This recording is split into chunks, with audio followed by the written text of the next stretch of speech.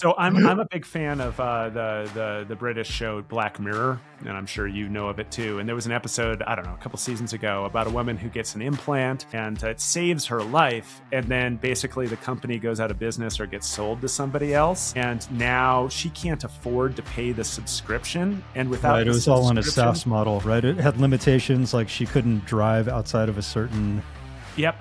geography, and there are all of these different updates that were different tiers on the price plan, and yeah.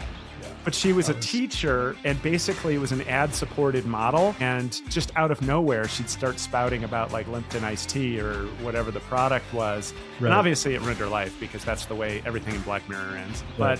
But boy, talk about It's a very cheery show. It was and really good. I after think that watching was even before LLMs, that particular episode. So it's prescient in a ton of ways that when you add ads to these ecosystems, the point here is that there's a level of intimacy and trust that isn't available on Google. And I actually think that Google itself is keenly aware of this. And I'm very interested to see what direction it goes. On the one hand, it feels like OpenAI just gave Google a free pass to start running ads. And Google does, I would say in most consumer perception, Google does nothing better than running ads. The pushback that I feel like I'm 20-30% on the pushback on this, because Google's an ad machine. Google knows how to do ads better than anybody else. Google's going to ad. That's what Google's going to do. Is the picture here is way bigger than ads.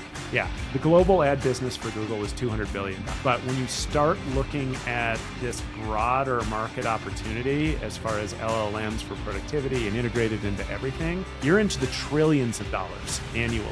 So if Google decides just to wash its hands of the ad model in favor of leaning into a really trustworthy large language model, that might be a really smart market decision to make. Because I wouldn't advise anybody to use OpenAI in the free model once it starts spouting ads, because there's just no way that that's not going to get abused.